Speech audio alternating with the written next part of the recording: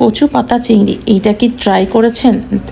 এত মজাদার যে বলার মতো না।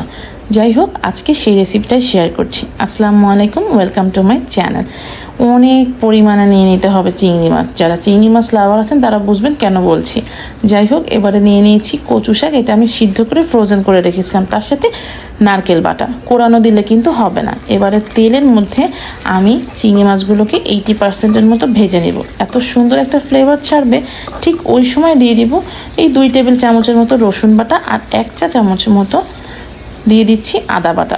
দেওয়ার পরে দিয়ে দিব বেসিক মশলা, জিরা গুঁড়া, স্বাদ মতো লবণ, সামান্য 1 চিমটির মতো হলুদের গুঁড়া, আর ঝালটা যেরকম পছন্দ করেন তার উপর ভিত্তি করে সব কিছু দিয়ে মশলাটা খুব ভালো মতো কষিয়ে নেব।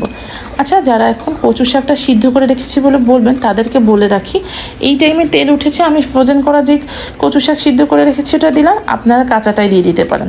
আমি করে রেখেছিলাম একটা কারণ ঈদের আগের দিন রাতে আমি কচু শাকগুলা কিনেছিলাম, কারণ তখন সবাই বলেছিল এই সময় কেউ কচু শাক খাবে। জানি গোশ খেতে খেতে বা মাংস খেতে খেতে একদম বোর হয়ে গেলে অবশ্যই শাক ভর্তার দিকেই এরা ফেরত আসবে। ঠিক তাই হয়েছে। যাই হোক, যেই কচু শাকটা তেলের মধ্যে দিয়ে দিয়েছিলাম তা থেকে পানিটা আমি মরিয়ে নিয়ে তাতে দিয়ে দিলাম বেটে রাখা সেই নারকেলটা, দিয়ে তার মধ্যে দিয়ে দিলাম কাঁচামরিচ ফ্লেভারের জন্য। এখন নারকেলের থেকে যে পানিটা আছে সেই পানিটাকে খুব ভালো মতো মরিয়ে নিয়ে এভাবে চারিপাশ থেকে যখন তেল ছেড়ে দেবে এটাকে খুব ভালো মতো ভাজতে হবে। ভাজলে এত সুন্দর একটা অ্যারোমা আসবে, তখনই তৈরি হয়ে যাবে মজাদার কচু পাতায় চিংড়ি। এটা অসাধারণ। যারা ট্রাই করেনি একবার হলেও ট্রাই করে দেখতে পারবেন, ভালোই লাগবে আশা করি। আল্লাহ হাফেজ, টাটা।